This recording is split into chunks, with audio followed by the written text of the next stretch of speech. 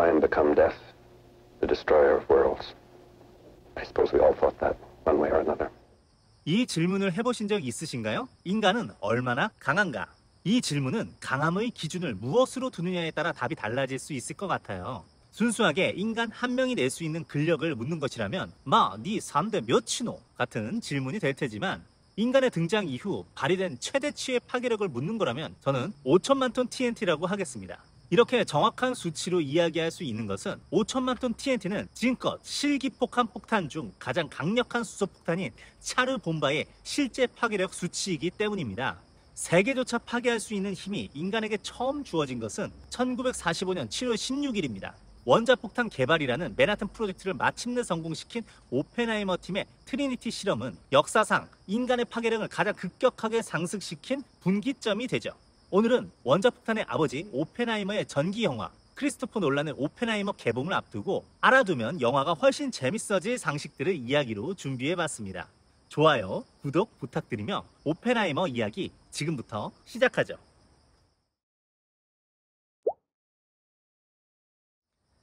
무한도전 하하를 통해 유명해진 오펜하이머의 평전이 있죠. 바로 아메리칸 프로메테우스. 프로메테우스는 그리스 로마 신화에서 인간에게 불을 선물하여 인간 문명이 급속도로 발전되도록 도운 신입니다. 물론 그 탓에 코카서스 산에 매달려 매일 독수리에게 간을 쪼이는 형벌을 받죠. 불이 인간 문명의 상징이라면 무기 역시 인간의 정체성 중 하나이자 인류 역사와 함께 해온 인간의 대표적인 도구입니다. 무기는 이꼴 살상 도구죠. 이 살상 도구가 인간의 정체성이라는 것을 부인하고 싶으실지도 모르겠지만 인간은 이 지구상에서 가장 많은 생명체를 살상해 왔습니다. 생명체로서의 인간의 특징을 이야기해 볼까요? 인간은 다른 동물 대비 약한 턱힘, 무딘 이와 발톱 등 생존에 불리한 신체 특징을 가지고 있죠. 반면 뛰어난 지능, 고도로 발달한 손과 손가락, 직립보행의 신체적 특징은 도구의 사용으로 이어지게 됩니다.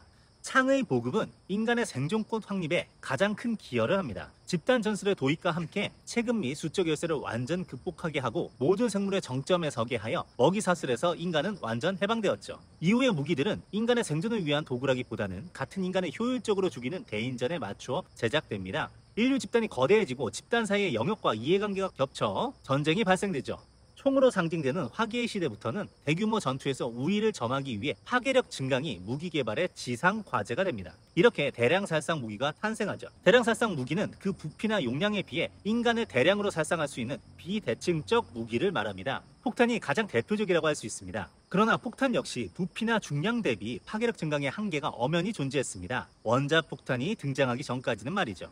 원자폭탄이 포문을 열었고 수소폭탄으로 그 파괴력이 기하급수적으로 커진 핵무기는 인간에게 세상조차 파괴할 수 있는 힘을 가져다 줬습니다. 즉 원폭 개발을 성공한 오펜하이머를 아메리칸 프로메테우스라고 칭하는 것은 불과 더불어 무기가 인간의 정체성이라는 상징인 것이고 원자폭탄의 탄생이 인간의 존재를 이전과 또 다른 차원으로 격상시킨 것을 시사한다고 하겠습니다. 지금부터 인간의 위상 자체를 바꾼 원자폭탄 그리고 원폭의 아버지 오펜하이머에 대해서 이야기 드릴게요.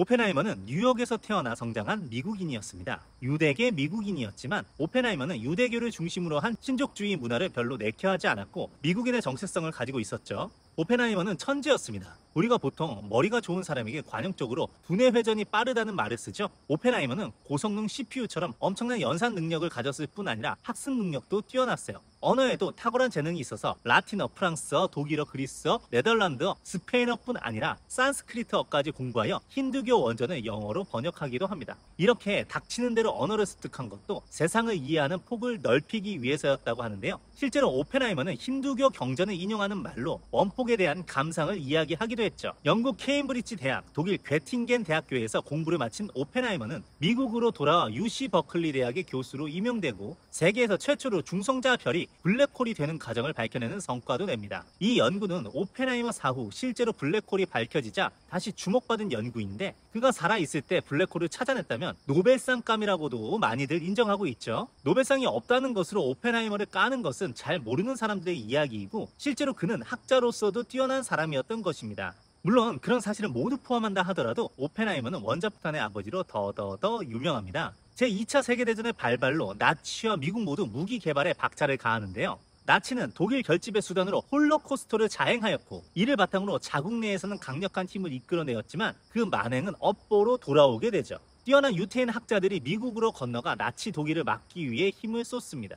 생존을 건 싸움만큼 인간을 필사적으로 만드는 것이 없죠. 전쟁은 그런 측면에서 항상 역사적으로 볼 때 이론의 현실 적용을 가속화하는 가장 강한 동기부여였습니다. 원자 및 아원자 입자 등의 미시세계에서 일어나는 현상을 탐구하는 물리학을 양자역학이라고 하는데요. 1900년부터 1920년은 이 양자역학과 관련된 굵직한 이론들이 태어나고 있었죠. 그중 그 유명한 아인슈타인의 공식 E = mc²는 엄청난 파괴력의 폭탄도 만들어낼 수 있다는 가능성을 증명한 것이었습니다. 쉽게 말한다면 질량을 가진 모든 물질을 에너지로 바꿀 수 있다는 것인데 이 공식을 기반으로 핵분열에 따른 고온의 방사성 붕괴를 인위적으로 유도하여 파괴력을 만들자는 발상도 나온 것이죠. 공식의 창안자였던 알버트 아인슈타인은 원자폭탄의 가능성에 대해 처음에는 회의적이었지만 나중에는 이것이 실현 가능한 일이라고 생각한 나머지 미국 과학자 아카데미의 대표로 미국의 원자폭탄 개발의 필요성을 건의했고 이것이 맨해튼 프로젝트로 이어집니다. 프로젝트의 이름은 뉴욕 맨하튼에서 따왔으나 맨하튼 프로젝트는 실제로는 미국 전역에 나뉘어 진행되었습니다.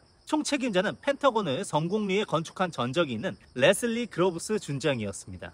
뒤에 이야기하겠지만 공산주의자 의심까지 받는 오펜하이머의 채용과 신임이 이루어진 것은 그로버스가 미뤄졌기에 가능했던 것이죠. 이러한 그로버스의 지지를 바탕으로 오펜하이머는 최고의 인력과 자원을 지원받을 수 있었고 결국 로스 앨러머스 연구소에서 당대 최고의 물리 이론가들인 페르미, 파임난, 보어 등의 이론 연구가들을 이끌고 원자폭탄 제조에 성공합니다. 사실 맨하튼 프로젝트 이전까지 오펜하이머는 천재 괴짜 정도의 평이 강했고 그의 성장 이력만 보아도 정신질환이 의심될 정도의 기행이 강해서 도무지 기라성 같은 과학자들을 이끌 만한 사람이라고 아무도 생각하지 못했습니다. 그러나 오펜하이머는 자리가 그 사람의 진가를 이끌어낸 아주 드문 케이스였죠. 비록 군이 주도하지만 군인의 성향과는 180도 다른 과학자들을 이끌기 위해서 연구소 내에 주 5일 근무제를 도입하고 주말에 파티를 열어 과학자들을 독려하는 융통성을 발휘합니다. 연구의 핵심 인물 리처드 파인만에게는 아픈 아내를 보살피라고 매주 휴가를 주고 병원 치료를 지원하는 등의 세심함을 발휘하여 충심을 이끌어냈고요. 실제로 핵심 과학자 중 보 페르미처럼 오펜하이머보다 나이도 경력도 많은 과학자들이 다수 있었지만 모두가 오펜하이머를 리더로 따랐죠.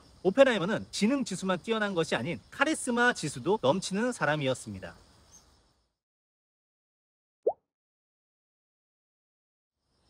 당시 그들이 개발한 원자폭탄은 두 가지 종류입니다. 우라늄 폭탄과 플루토늄 폭탄이죠. 우라늄 폭탄은 주로 작은 두 덩어리를 합쳐 큰 덩어리를 만드는 포신형 방식으로 폭발을 일으키는데요. 히로시마에 떨어진 리틀 보이가 이 방식입니다. 플루토늄 폭탄은 훨씬 복잡한 구조입니다. 뇌파를 이용해 인계 이하의 덩어리를 순식간에 압축해 뇌파압을 활용하여 핵분열 반응을 최대한 지속하도록 덩어리를 유지하는 방식이죠. 나가사키에 떨어진 펜맨이 이 방식을 사용했습니다. 제가 과학자는 아니지만 간략하게 원자폭탄의 원리를 말씀드리자면 원자폭탄은 핵분열 반응을 이용해 폭발을 일으킵니다. 그런데 그 과정에서 찰나보다 빠른 시간에 압축과 확산이라는 모순적인 상황을 인위적으로 조성해야만 핵분열 반응이 임계 질량에 도달할 수 있어요.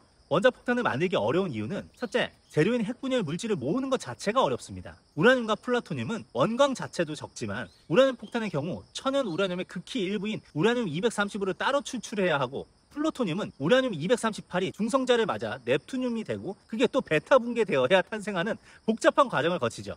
둘째, 폭발물 설계가 매우 어렵습니다. 기폭장치를 통해 핵물질이 담긴 원통 중심으로 중성자가 방출되는 동시에 주변 폭발물이 폭발로 인해 핵물질을 강하게 압축해야 합니다. 그렇게 중성자 방출과 핵물질 압축이 만나 핵분열 반응이 임계 질량에 도달하면 1억 도가 넘는 에너지가 방출되며 핵폭발이 일어납니다. 문제는 방출과 압축이 찰나보다 짧은 시간에 이루어져야 하고 핵물질 원통에 고른 압력이 가해져야 한다는 것이죠. 그것을 구조적으로 설계하는 것이 관건인데 이 설계가 불가능에 가깝습니다. 실제로 나치는 이 설계를 실패했고 오펜하이머 팀은 성공을 했죠.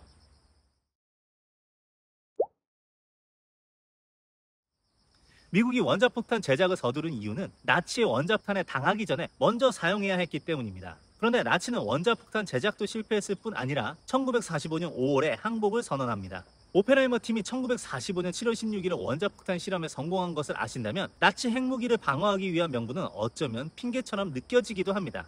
트리니티 실험 성공 이후 미국은 원자폭탄 15개를 가지게 되었고 원폭을 가진 트루먼 대통령은 그때부터 외교 관계에서 엄청난 자신감을 발휘하죠. 그리고 8월 6일 히로시마에 그리고 8월 9일 나가사키에 원자폭탄을 떨어뜨립니다. 미국은 일본이 무조건 항복 제안에 응하지 않았기 때문에 전쟁을 종결하고 아군 피해를 최소화하기 위해서는 어쩔 수 없는 선택이었다고 말하지만 세계에 충격을 줌으로써 미국의 힘을 과시하고 전 세계의 패권을 가져오겠다는 심산도 분명히 있었을 것입니다.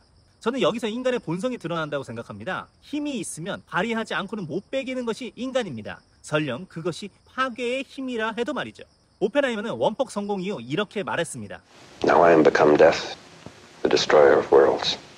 오펜하이머도 핵폭탄이 터진 두 도시에 민간인이 많이 살고 있었다는 것을 알고 있었어요. 그럼에도 어떤 고도에서 투하해야 최대 폭발력을 낼 수 있는지까지 상세하게 알려준 사람이 오펜하이머입니다. 첫 충격이 크면 클수록 원자폭탄에 대한 무서움이 커질 것이고 이것이 전쟁 억제력으로 이어질 것이라는 계산 때문이었죠. 이른바 상호 확증 파괴의 논리입니다. 노벨이 다이너마이트를 발명했을 때 강한 무기가 세상에 위기감을 불러일으켜 전쟁을 종식하게 한다는 희망을 품었다고 합니다. 대량 살상 무기인 폭탄의 시초인 노벨이 이런 가치관을 가졌고 세계 평화에 가장 큰 기여를 한 사람에게 주는 상이 노벨 평화상이라는 것은 아이러니하죠. 그러나 노벨에서 오펜하이머까지 이어진 상호 확증 파괴의 논리가 정말 그들의 신념인지 자기 합리화의 핑계인지는 저로서는 판단이 안 됩니다. 분명한 것은 오펜하이머는 이전과 차원이 다른 무기를 만들었고 이것은 인간의 역사와 위상을 바꾸게 하였습니다. 감당할 수 없는 힘을 인간에게 선사한 과학자 오펜하이머. 그래서 오펜하이머는 이런 말을 했는지도 모릅니다. 인간은 과학자라는 죄를 알아버렸다.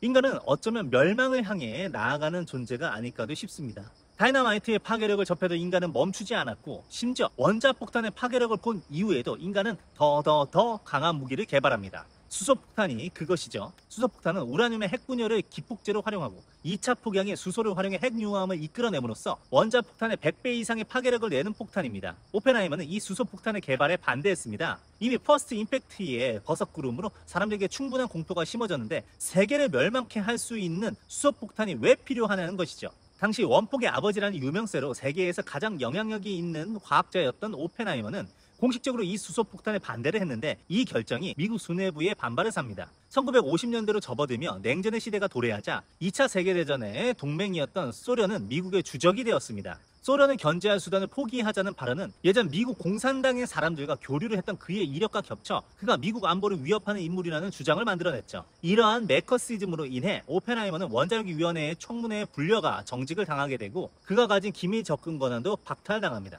그리고 그곳에서 오펜하이머에 대해 믿을 수 없다고 증언하며 그를 불명예로 물러나게 한 결정적인 사람이 수소폭탄의 개발자인 에드워드 텔러였죠. 이를 두고 오펜하이머와 텔러가 수소폭탄의 개발을 두고 대립했기 때문이라는 의견이 지배적인데 텔러 입장에서는 오펜하이머가 수소폭탄을 반대하자 왜 넌 대단한 거 해도 되고 내가 대단한 거 하려는 건 막아? 이렇게 생각하였던 것입니다.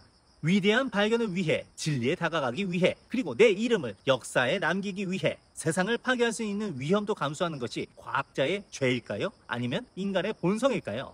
이건 저도 결론을 낼 수 없겠습니다. 제가 확신하는 것은 곧 개봉할 오펜하이머란 영화는 인간의 선택과 존재에 대해 많은 질문을 남길 영화라는 것이죠. 줄리어스 로버트 오펜하이머는 정직 처분 이후 조용히 지내다 후두암으로 생을 마감했습니다. 그리고 2022년 12월에 그의 모든 혐의가 풀려 복권이 되었죠. 원자폭탄의 아버지로 이름을 남긴 오펜하이머가 수소폭탄을 반대하며 불명예로 생을 마감한 것은 그가 말년에 과학자로서의 책임감에 갈등했다는 방증이 아닐까 생각합니다.